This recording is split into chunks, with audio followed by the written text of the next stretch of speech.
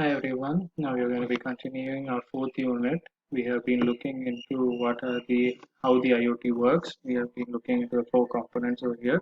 We'll be looking into these in detail. So sensors and devices. Sensors or devices are a key component that helps you to collect live data from the surrounding environment. Without the sensors, you will not be getting any raw data. All this data may have various levels of complexities. They may be in different forms. Okay, they could be in voltage, current, resistor, whatever it may be. So they have their complexities. It could be a simple temperature monitoring sensor, or it may be in the form of a video feed. Okay, so it could be very complex data like a video feed, which is having complex data related to images, sound, everything, or it could be a very simple data that you're taking a temperature from a particular LM35 sensor. Okay. A device may have various types of sensors which performs multiple tasks apart from sensing. Okay. They are devices that are not only doing sensing, they can do other tasks other than sensing. Example, a mobile phone is a device which has multiple sensors like GPS, camera, but your smartphone is not able to sense these things. That is a problem. Okay. It is able to collect all these data, but it is not able to sense all these data. That is the problem over here because program is not written like that. That is this particular concept right here. Next is connectivity. All the connected data is sent to a cloud infrastructure. So you are sending it to a cloud infrastructure, not keeping it with yourself on your computer. You are sending it to a cloud where the data can be used by anyone else. The sensor, the cloud is also called the database. The sensor should be connected to the cloud using various mediums of communications. So you can send the data that you are receiving from the sensor to the different to the cloud using different modes. These communication mediums could be using a mobile, or it could be satellite networks. It could be the common method like the Bluetooth, Wi-Fi, or the wireless area network. It could be any of these methods that you're connecting them to the cloud. Okay. Next one is data processing. Once the data is collected on the cloud and it is converted to the cloud over there, the software performs processing on the gathered data. Now is when the processing begins. Okay, your mobile phone is not able to process that particular data and do anything. That is what we saw earlier. You need to process that and do something. So what is happening? Step one, you are collecting the data from sensors. Step two, you're moving the data from the sensor from that area. You're moving it to a particular cloud. Step three, that data is to be analyzed. That particular data is to be processed. That is what is taking place over here, processing the data. This process can be just checking the temperature, reading on devices like AC or heaters. It could be basic examples. So it is checking, okay, so this is a particular condition over here. This is the basic example of the weather monitoring system that you can see around you. They have the head office at one place.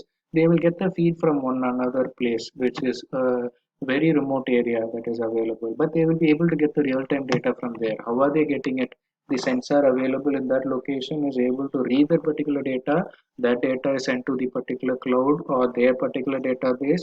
From the database, they're able to process that particular information and understand, okay, this is what is happening. In the seashores, if they are having any tides that are high, they will give an alert to the fishermen. How are they doing it? It does not mean that a person is always standing in the seashore and monitoring the tide heights over there. They get the data on the internet, and everything is automated. When the tide is beyond a particular value, if there is abnormalities, the processing will give a alert signal to the particular people in the weather forecasting group. Those people will get that alert signal, so they don't have to do anything else. They When they get that alert signal, they will look into it and see what is the problem over there. So according to the situation, they will have an alertness, okay, this is going to happen, so they will inform it to the corresponding authorities, which will be transferred through media to the corresponding people in that particular location. So this is a practical, very advantageous, and most commonly seen example, which is the weather forecasting. However, it can also sometimes be very complex, like identifying objects using computer vision or video. Okay, so if you want to use a CCTV camera to identify objects using videos and all, also you can be using this particular mode of communication. So data processing is very important. It's like control F in your PDF. You are searching for some object. You have a number of softwares available, a number of videos available on the internet, but you're searching for one particular thing. So that can be searched using this data processing. Without data processing, nothing can be done over there. Next one is the user interface. The information needs to be available to the end user. Anyone needs to be able to access it in some way, in which can be achieved by triggering alarms on their phones or sending them notification through email or text messages. So you have processed that particular data. How is it going to reach the end user? I told you the weather forecast. How are they going to make it transfer to the end user? They are going to use the media for that. Okay, so they will transmit it over the mic and camera, and what is going to happen over there? They are going to transmit it to the end users who will watch it on their smartphone or TV or whatever device they have. Similarly, in Internet of Things, any data that is being processed should reach the end user. And how is it being done? It can be done by uh, having an alarm on their phone or sending a notification to that particular user through the email or messages. Okay. The user sometimes might need an interface which actively checks their IoT. So there sometimes there is special monitoring system over there, which requires with the particular end user to monitor the IoT system regularly. For example, user has a camera installed in his home. Okay, user he has two or three houses. Okay, and in those two or three houses, he will not be there in all the three houses at the same time. So when he is going to one of his houses, the remaining two houses are going to be idle. So he needs to monitor then and there whether any unauthorized access is taking place or not in that particular home. So he has to regularly monitor it. And how is he going to monitor it? He is doing it in a wireless location. So camera is installed in that home. How is the data from that camera coming to him? It is transferred over the internet. So an object is sending a data through another object, which is the camera. From that particular camera, he is getting the data to him. And how is it? Through the particular cloud. So this is the Internet of Thing over here. Okay. So he wants to access video recording and all the feeds with the help of a web server. So whatever video recording is taking place in his home, if he wants to access it, that is what he is being explained over here. However, it's not possible always one-way communication. It is not a one-way communication over here. Depending on the IoT application and complexity of the system, the user may also be able to perform an action which may create cascading effects. So he may also want to perform some actions which is non-ethical or which can be dangerous. Okay. So if a user detects any changes in the temperature of the refrigerator with the help of IoT technology, the user should be able to adjust the temperature with the help of their mobile phone. So you have a dedicated app in your mobile phone over there, and you'll be able to do something good. Okay, you are seeing that the temperature in your refrigerator, if you are not using your refrigerator for a long time, you know that the temperature will drop very low and ice formation, all these issues are there. You are aware of it. Okay. So if your temperature in the refrigerator has dropped to a particular value, you should be able to control, increase the temperature. Smart fridges nowadays, you know that they have temperature variations available over there. But everything is manual. But if you have an app and you from a remote location, if you're able to access that particular temperature option, then you are doing good. You are saving your refrigerator and you are avoiding unnecessary power consumption also. That is also very many uses are there. Okay, so that is the application of this user interface. So this user interface used over here is my mobile app, for example, through my mobile app. And how am I getting the data through my mobile app? Surely from a remote location, I cannot use a Bluetooth, so I will have to use a Wi-Fi module over there. So application, that is the user interface. What interface am I using? So what are the challenges in Internet of Things? Okay, we have seen what is Internet of Things, how to build them, what are the things available there. Now the challenges. At present, IoT is faced with many challenges. Insufficient testing and updating. Okay, you are collecting some data. Insufficient testing and updating of these things is there because it is a very wide area of research. You are not talking about a specific domain over here. You are talking about any object around you can communicate, so there is no sufficient testing environment and updating related to that. Concern regarding data security and privacy. You are putting the data on the database cloud. Are you sure that the data is safe? Is it available to you only?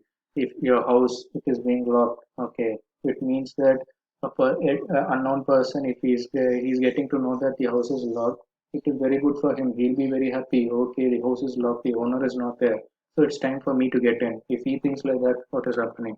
So is there data security and privacy? Software complexity. It is not easy to program Internet of Things because you're not talking only about interfacing sensors. You're talking about protocols used over here to communicate the devices. You're talking about the processing of the data that is available in the cloud. Later, you're going to talk about the interfacing, how to send the data that is being processed to the end user. All of these are not going to come under one programming language. So it is all about the software complexity over there.